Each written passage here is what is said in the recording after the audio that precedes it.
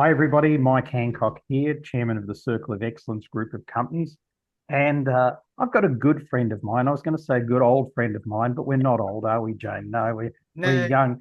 Good friend of mine, Jane Gunn. I think we originally met in a trip I did to the UK in 2014. So that's about absolutely. 12 years ago. Absolutely. And so lovely to have you here. I know that, not only have you done incredible things with your speaking career, including being president of the Professional Speakers Association of UK and Ireland, but by the same token, your background is in mediation, and that's led you into a lot of interesting areas. And Jane was just telling me she negotiated or mediated $1 billion dispute this year. So that's getting up there in figures. I wonder when the first $1 trillion Yeah, dispute will waiting for that, come. Mike. Elon Musk versus the Rothschilds or something like that, and we'll, and we'll have $1 trillion problem on our hands. Yeah. Jane wants to talk to us today about critical thinking. Um, and I wonder if she's going to introduce her little friend to us at some stage. You never know. We might hear about that. I won't preempt that. Jane, over to you. Lovely to see everybody. Thank you. And let me just do my slide share quickly. I know I need to do that. Now, are you able to see my Yep, slide? we're good. Good. And I just need to, what have I done now? I just need to, I can't see my slides now. What have I done? Hang on a minute. I'm just trying to reduce. Go out and come in. I always love this. One of my favorite things about running these weekly webinars is watching what everybody or listening to what everybody says as they put their slides up. Last week we had Brad, and Brad's like, "I've just got to get my slides." Here they are. Okay. I wish it was easy. Do you know, it's a bit like when you get on an aeroplane. Every time, and you and I fly a lot, Mike, but every time you get on, you think there must be an easier way to load and unload an aeroplane. I think that every time. I always think that, such a fuss and people putting their bags up the same kind of fuss as we've got now with my slides. Anyway, I hope you can see my slides. We're good. All right. So, critical thinking in critical times. I do believe we're living in critical times. We'll talk about that a little bit more. And I want to encourage you today to think what I call deeply, differently, and dangerously, and ask you, do you do that? If you do, in what circumstances? And then to think, does it interest you or even perplex you or even shock you to know that we're all very confident in our thinking, um, but often very mistaken, and that we don't think critically in critical times. And as Mike mentioned, I've recently been mediating a large commercial dispute. And in all of my commercial disputes, the parties believe they're absolutely right and the other one's absolutely wrong. And then sometimes I ask them a simple question is, what if you're not actually lying to each other, but what if you're just seeing things differently on different islands? We'll talk about that too. And then a moment of silence while they think about my question. Um, and maybe that's replacing their certainty with some curiosity. And that's where I want us to begin, is to replace our certainty about many things with curiosity and just think deeply, differently, and dangerously. So, as Mike said, I'm a mediator. I'm known as the barefoot mediator, and that's not because I don't wear shoes, though often I don't. And much in lockdown where that nickname came from, but really because I think the skills, the tools, and mindset that I use in mediation shouldn't be reserved to professional mediators, but should be used by everybody in the way that barefoot doctors initially existed in China. So an idea that we can all use these simple skills and tools. I am the creator of Maurice the Mole, who I will introduce you to later, and a book called The Mole and the Mountain. And I'm also a mother and grandmother, and I've got four granddaughters, but one of them, Isla, is a great critical thinker, shall I say. She's only 5, but her favorite phrases as she began to learn to walk and talk were, "Oh, wow." And then if she did something, she'd say, "Did it?" But my favorite one is when she wants to challenge some thinking or be curious, she says, "No way." And I do think we should all say no way a little bit more often sometimes, and not to necessarily go with the flow. So I think the most dangerous phrase is "I'm certain." And the two key principles that underlie my work in mediation are question everything, which I call either fervent or rebellious curiosity, because, and I have a note above my desk which says fervent curiosity is more important than expert knowledge. And I do think that's true. We rely on expertise, our own and others sometimes, instead of just being curious and thinking, why, or does that really make sense, or what really matters? And the second principle of mediation is you decide, it's up to you. And that's all that I'm doing. What many of us do as coaches too is providing people with a framework for questioning that they come up with their own decision. So those are the things that are really important. So, certainty or curiosity. Now, a speaker colleague of mine came on my podcast recently, and he talked about this topic of certainty or curiosity. And let me ask you this question. I wonder how many of you believe in the tooth fairy? And I wonder how many of you have believed in the tooth fairy in the past, or maybe Santa Claus. And when you did, let me ask you, why did you believe in it? Why did you believe in the tooth fairy? And again, my granddaughters do believe in the tooth fairy, and they're busy losing teeth. So it's very expensive business, not for me, but for their parents. But we tend to believe in something like the tooth fairy when we're little because a figure of authority told us it was true. So our parents or grandparents or maybe a teacher at school. Then we have social proof. All our friends believe in the tooth fairy and we talk about it. And then finally, we have actual proof. Underneath our pillow in the morning after we lost our tooth is a coin. That might be 5 pence or £1 or £2. I know the price of teeth has gone up. But was it actually true? And this is what Peter and I discussed, is that we think things are true, we have absolute certainty, and yet somewhere a little seed of doubt sown in, and then we discover it wasn't true. And Peter reflects how actually angry one of his children was when they discovered that Santa Claus wasn't true and that their parents had been lied to for many years. So we do have to be careful how we use our own skills of persuasion. And so critical thinking is asking us and asking each other, what else could be true? What information am I missing? And am I reacting to facts or a story I've created or someone else has created? And the gap between perception and reality is actually where the disputes are born and where decisions are made. So this mediation process that I facilitate is a process of critical thinking and decision making, and it's of testing reality versus perception. So we go through a process which I'll share with you today called reality testing. What's the brutal truth of this situation? So today I'm going to take you on a journey, and it is this journey that I take all my clients on. And I think we can use this process in business, in life, but not only when we've got disputes, but when we've got decisions to make, when we've got important dialogue, when we need to facilitate meetings and so on. So I'd like you to think critically about a situation that impacts you, and perhaps as we go through this process, be thinking about the particular thing you've got some questions about, or perhaps you haven't had some questions about, would like to ask some questions about. It could be something that impacts you personally, something that impacts you on a business level, or maybe it's something bigger that impacting us in society right now, because as I say, I do feel it's a confusing time. So let me just ask you, what are some of the things that are bugging you? Mike and I were just talking before we switched on the webinar about keeping up with the AI. Seems to be a huge topic at the moment. And I chatted to another colleague yesterday. She's both a mediator and a speaker. And she was saying, I'm thinking of giving up because I just can't keep up with AI and I don't want to. So that's a big issue for many people.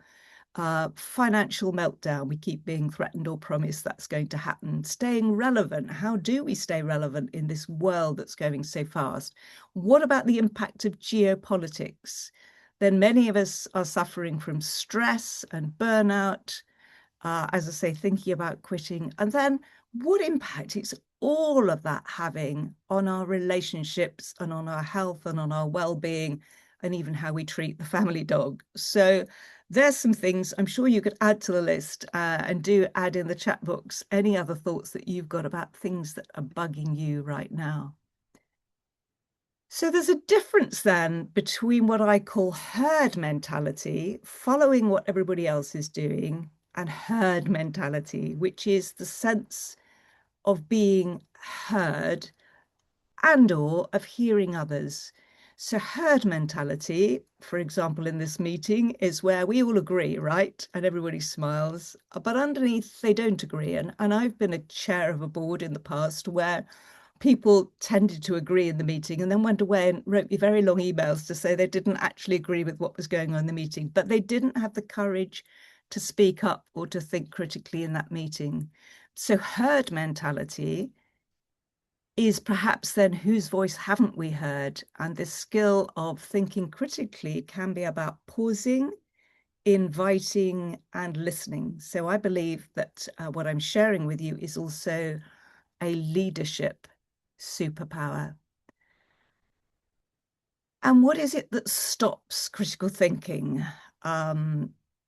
I've been working with an organization recently where people were very afraid to speak up. So fear, I think, often is behind what stops critical thinking. If you imagine being in one of those meetings where you see a flaw in the plan, and this is exactly what my client had done in this situation, they'd seen a flaw in the thinking, they did speak up and then got jumped on. So this is very often why people don't say something. It's not because of lack of intelligence. It's because of fear, because of looking foolish, because of being excluded, or because of being that person who even risks losing their job by speaking up. Because often the fear that we feel these days, particularly if we're not keeping up with a particular agenda, is fear of social exclusion, fear of social punishment, fear of being vulnerable to control. And we are all vulnerable to control, to manipulation, to influence, to our emotions and to bias. And that would be another whole webinar to go into exactly what the social pressures are that encourage us to conform. But as it is, and I don't know whose phrase this is, the world as you see it is simply the world as you see it. So each of us has our own island. We see the same event. We sit in this webinar today, but we see it and experience it through our own lens. So we have different experiences and different truths, if you like. And so instead of saying who's right, I believe we need to build bridges between our islands. We are all on these islands, and there are many levels on which we think. I've been thinking about it recently as we have automatic thoughts or things that we think, we do automatically, breathing, for example. And then we have little thoughts. We have little thoughts. What I have for lunch? What clothes shall I wear today? And then we have big thoughts, much bigger thoughts, perhaps about our businesses or our lives, which are going to have consequences for ourselves and others. And then thinking about what is it that influences those thoughts, because we make decisions based on our thoughts and our thinking. So what's influencing our thinking right now? And I think maybe some of those things are influencers. We're all prone to seeing influencers on Facebook, on social media itself and TV, social media.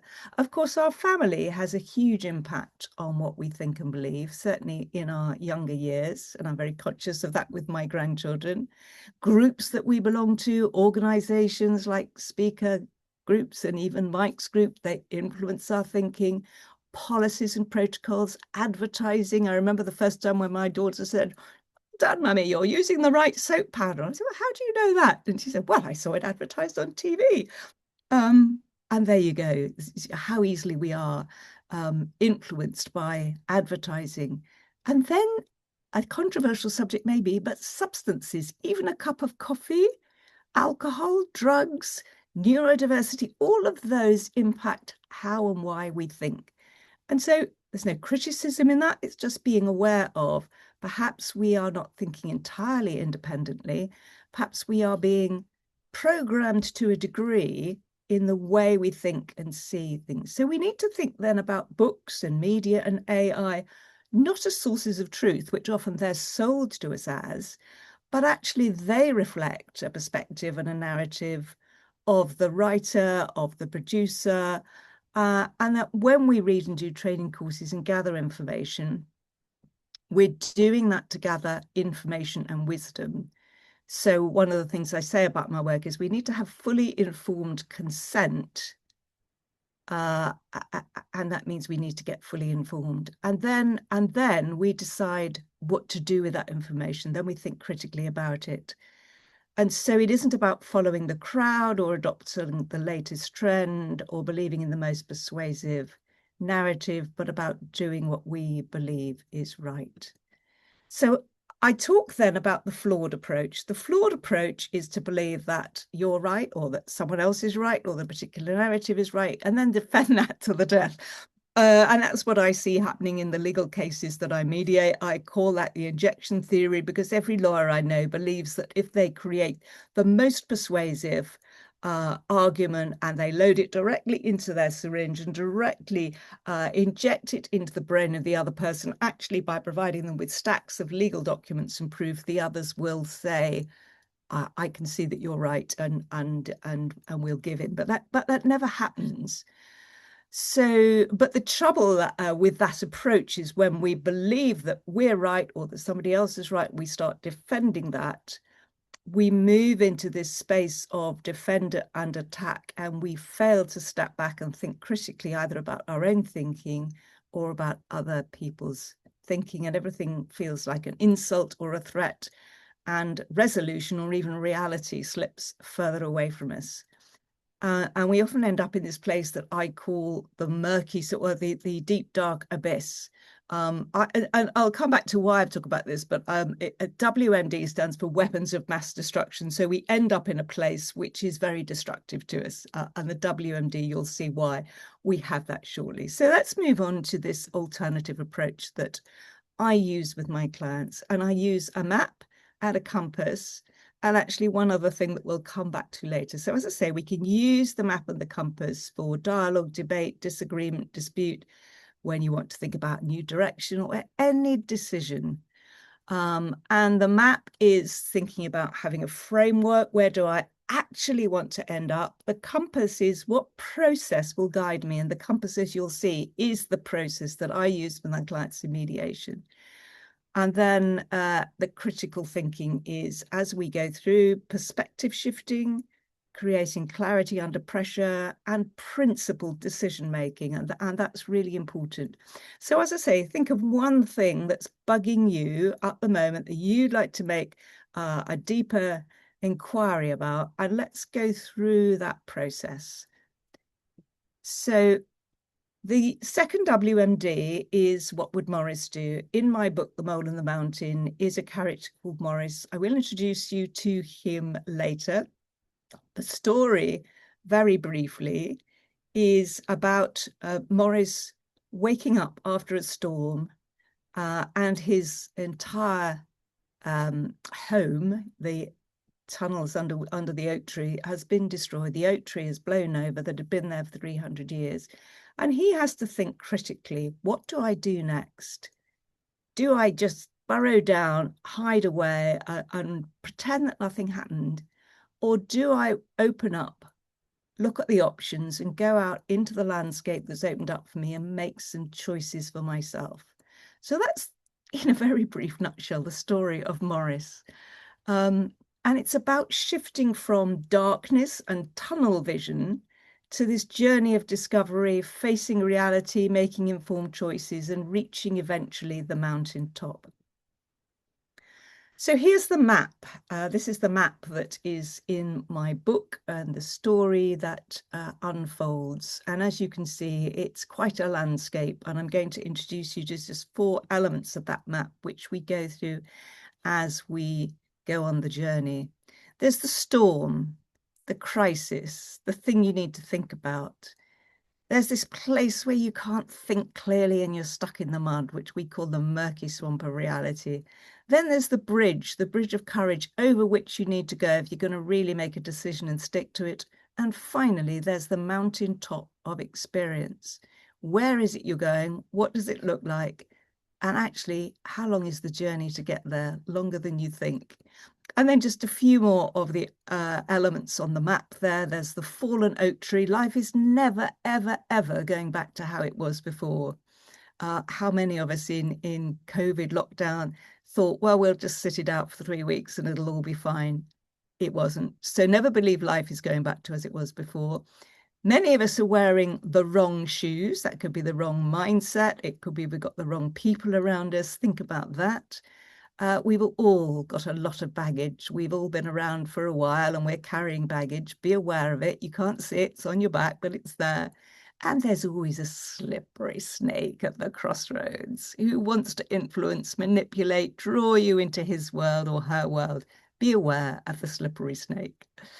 So here's the process that I go through with all my clients. It's a process based on the compass, and we think about it in these 4 elements. What's happening now? What's the problem or issue we need to explore? How do we explore that more deeply, understand the impact? What solutions are there, and how do we walk forwards? And I find with my clients, and many of us would rather have somebody who absolutely told us the answer to all our problems. That doesn't work. You have to go through this whole process and think for yourself. So here we go. Here's the storm. So think about your own issue and frame it in this way. What is it that's happening now? What is the story or narrative that you are telling yourself? Maybe what are other stories or narratives that other people are telling you? And what's negative about that? What are the outcomes? Why do you fear that? So many of us, as you saw with the image there of Morris with his head in the mud, our instinct is often to deny danger, that disbelief prevails over reality, and we have no plans. So it's much easier to stay where we are, to stay in the dark, than to look out at something for which we've not believed could ever happen. And I do believe many of us are beginning to feel that now with AI. It's like, where did this come from? What is it? How do we deal with it? Could I just stay in my bunker, please? That would be much more comfortable. Here's the next place, and this is the place where my clients never want to go because it feels uncomfortable. It's the murky swamp of reality. In the story, Morris gets stuck in a swamp, and I believe most of us are here most of our lives, actually. So we need to ask ourselves, what do you not know that you need to explore? What further evidence perhaps do you need to gather? Where do you need to look for that? Perhaps the narratives and the evidence that is being easily given to you could be looked beyond. And what is your and others' experience? So here we need to be thinking about what's the brutal truth of your situation. And there's a line in a song by Simon and Garfunkel that says, "Hello, darkness, my old friend." We do need to look into the darkness sometimes.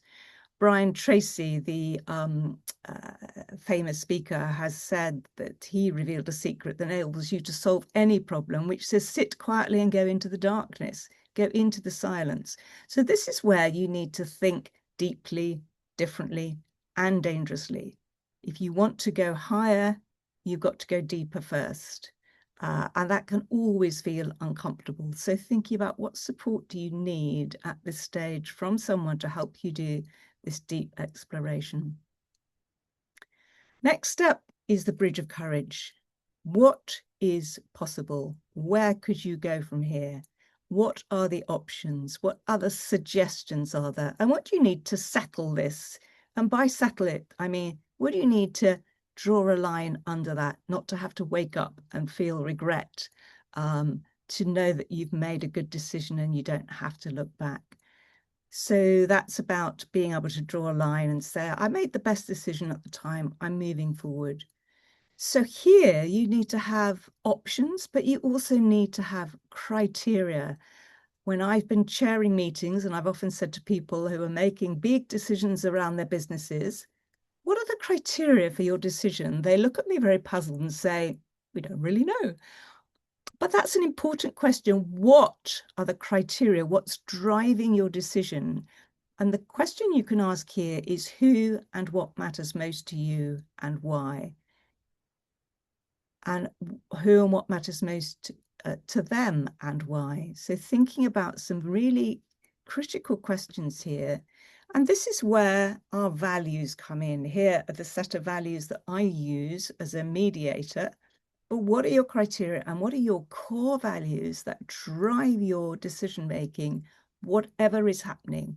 Mine are to listen to everybody, to every narrative, to every point of view, to learn from that, to love, which means really to treat people kindly with courtesy and respect, and always to laugh. Really important that we keep our humor in these times. And so the final step then is the mountaintop. How do we get to the mountaintop? What is it we've agreed that we need to do to walk forwards to achieve that goal that we want to?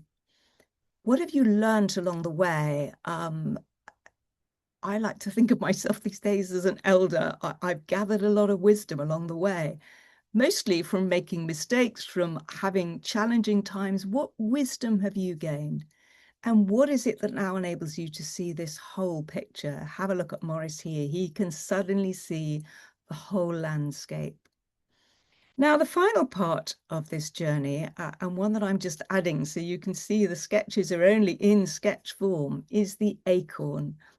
In the story, as the oak tree blows over, Morris picks up one acorn and sticks it in his pocket.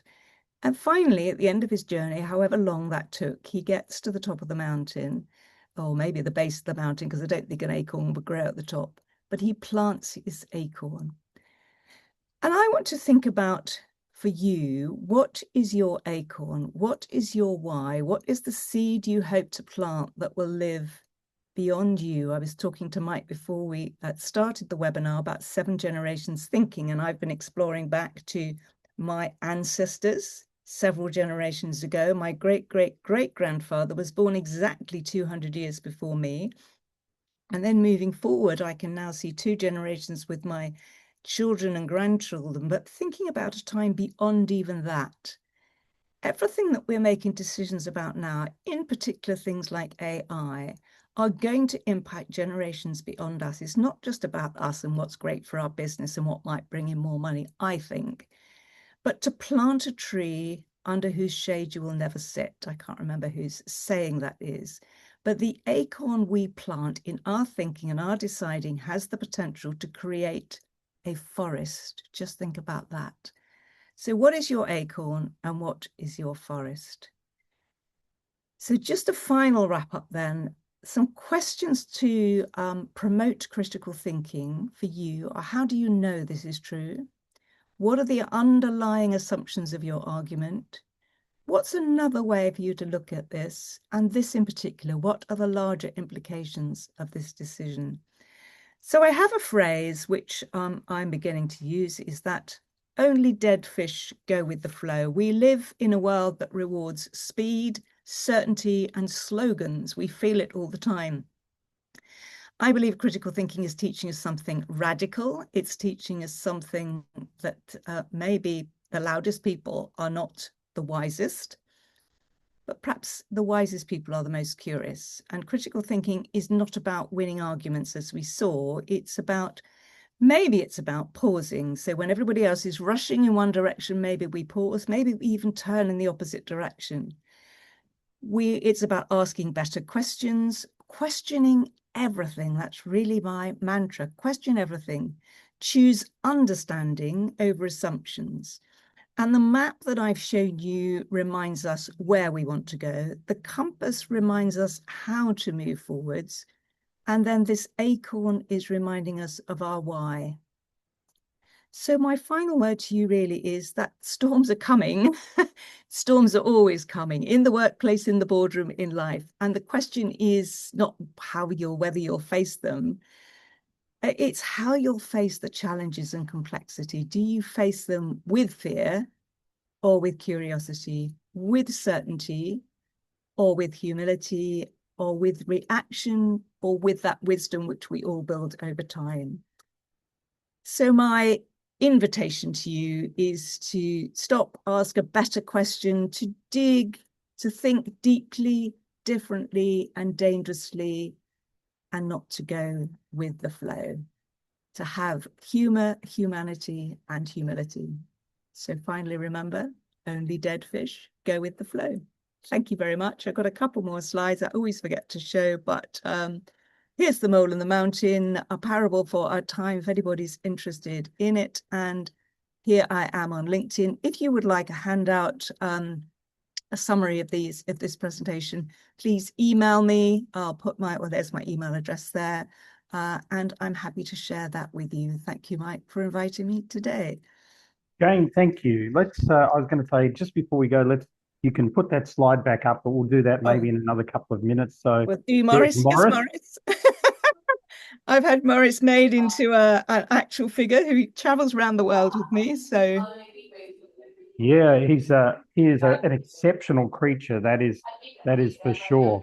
So let me just you wanted me to share that slide again. yeah, do that. I'll just mute some background noise on somebody. Done that. Just in case anybody wants to get a great book on Morris the Mole, and there he is with his lip gloss There's on. I the can see that. his lip gloss. It's his tongue. There we go. So that's the book, The Mole and the Mountain. I think I've got a copy. Did bring a copy up. Can't think what I've done with it. Here it is, The Mole and the And Mountain. it is, sorry, I'll let you put it up in a minute once I stop talking because I've got it on speaker. Um, but it is a modern parable, and it's got a lot to do with critical thinking and mediation. So let's have a look at Morris again and the book. Morris. So I'll just stop sharing for you. Oh, let me go. So here's Morris. You see his little backpack? There he is. And he travels around the world with me in a cat backpack. So I get a lot of questions as to whether I'm bringing a cat into events and private meetings, private members clubs. And when I say, no, it's not a cat, it's a mole, again, I get met with great curiosity. It's really good fun. So Morris is a great travel companion, I have to say. I arrived at an event as a speaker the other day and I had to go through security. It was in a big event and all the security guards came up. They completely abandoned what they were doing because they wanted to meet Morris, which was great fun. I think it's fantastic. Jane, I want to ask you one of the things before we open it up to questions, I'll kick it off. I liked what you said about criteria for decisions. So I want to pose a scenario to you that I think some people on this call will be dealing with at the moment. And that is, should I dive in wholeheartedly and invest time, energy, and money into really understanding the AI world? Or should I sort of just stay as I am and have my peripheral understanding of it? What criteria do you think would be relevant to even start thinking about that question? Yes, that's a great question, Mike. I think you've got to understand many, many different things. And of course, the criteria for everybody will be different. But I think digging very deeply is to think, what is AI? To start with, what is it? What does it potentially offer? I'm always thinking a great legal Latin phrase is cui bono, who benefits? So we have to look and see who's pushing this and who benefits most from me adopting it. So that's one question. And I think then thinking about what does it offer me and what does it possibly take away from me. So one blog I just answered this morning, and I'm very conscious, as I say, having children and grandchildren, looking into the future. And the question there was, are some young people using AI to even prompt them how to start a conversation because they don't they lack the skills to start a conversation, and that's a challenge, isn't it? So I'm not only looking at what does it do for me, but what looking into the future, what might it be taking away from others who might use it when they haven't had the opportunities that I've had to develop the skills and tools that I have in terms of conversation and critical thinking and so on. Does it possibly take away from that? I I've used it myself, and I can see how easy it is to rely on it, to maybe get a little bit lazy with my thinking. So I think we've got to ask ourselves, what what is it? What's the bigger picture over time? Who's benefiting from it? Do I benefit from it, but who else benefits from it more? What's the bigger agenda?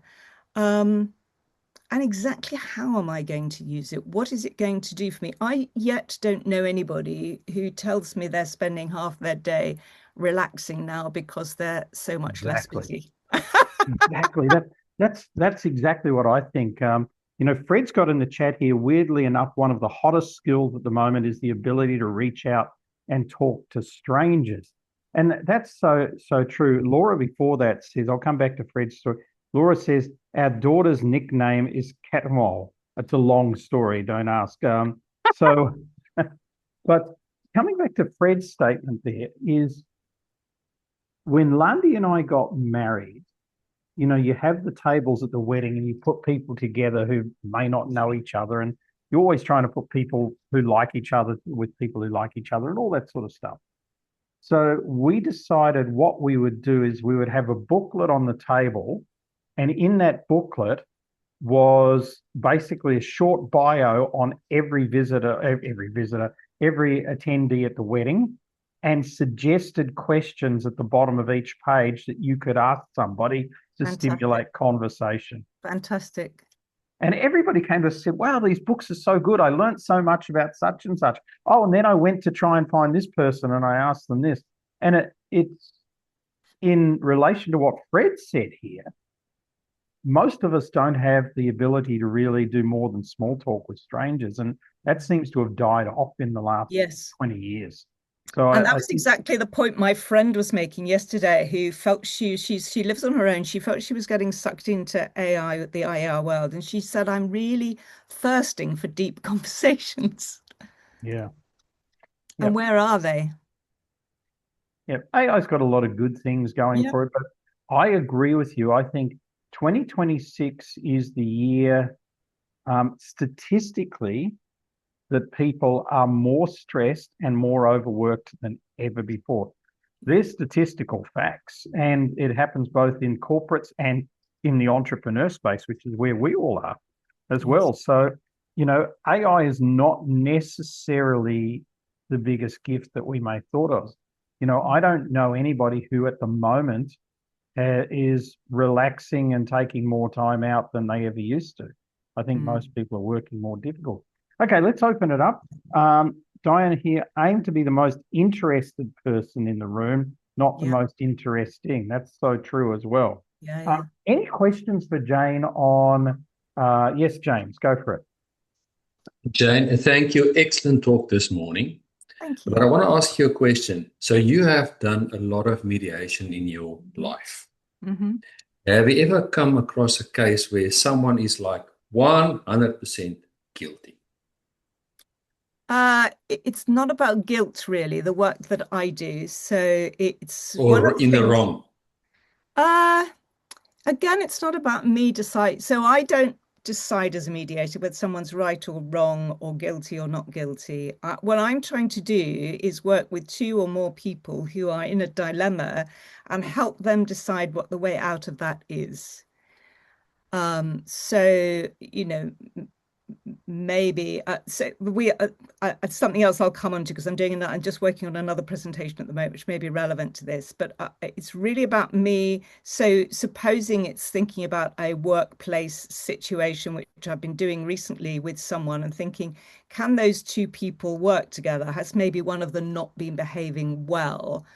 I don't decide that for them. They have to decide whether that's something they can resolve or can't resolve. So what we're doing is surfacing their thoughts and their feelings and the evidence to say, is it really something that you can patch up and you can work with, or is it something that is just because of a particular person's behavior that's not going to work? So one of the presentations I'm working on for later in the month is called When Mediation Goes to the Dark Side. And what we're looking at there is what we call an UMP. An UMP is an unmediatable person. So somebody who has got perhaps a personality disorder, not that I can define or diagnose that, but somebody that you just, and the definition really of an UMP, an unmediatable, is somebody who doesn't have any compassion or it's the other word I'm trying to think of, but any ability to relate. Empathy, any empathy or compassion. So a person who is completely unable to or uninterested in relating to the other person's situation and dilemma.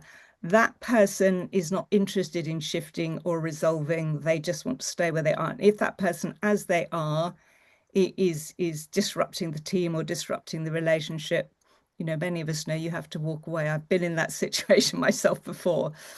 Laura, I can see your hand up. Yeah, we had Diane before. Thank you. Diane, So, sorry. Yep. Diane. Where's Diane? Oh, she's gone, has she? No, she's there. Gone? No, she's there. Oh, you already answered it, Jane. Oh. That was the situation I was going to ask you about. Is what do you do with people who are totally unwilling to move in a situation of mediation? Because I've done some mediation in my own businesses, etc. And I've been fortunate that I haven't had anybody that is really unwilling to move. Usually most people have a price. You write a big enough check and everybody's happy. But there are people obviously who just are unwilling to move. And when you have that situation in mediation, and particularly if that person is the leader, that I think makes it even more difficult, because it's very hard to move a leader out. You know, if so that's exactly the situation we're talking about in the conference, is, you know, where you've got someone who, it's about talking truth to power, because where you've got somebody who's got a very powerful position in the organization, maybe even HR aren't able to challenge them for fear of losing their job. So that person is getting away with dysfunctional behavior, maybe bullying or whatever, and it's difficult to challenge them. And sometimes in that situation, where does that leave you in that situation? You can go in and you can massage and you can point out all of those issues, but what we're talking about is an ingrained behavioral trait where they probably will die still with that level of ignorance and stubbornness and unwillingness to make change or even see another point of view. When do you actually call it quits and put your hand up and say, I'm out?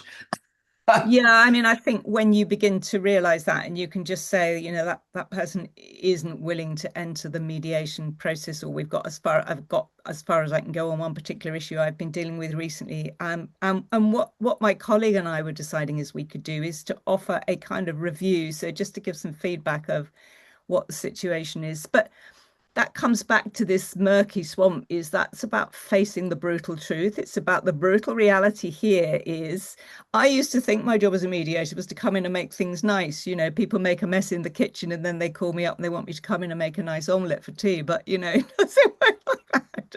So, you know, sometimes we can just scramble the eggs, that's all. That's right. It never turns into an omelette. There's not enough heat under them yet. Not enough heat under them yet. May not be your job. It'll be the universe's job, but one day they'll get heat. Sometimes that's the case. So right, Diane. Thanks, Diane. Let's go, Laura.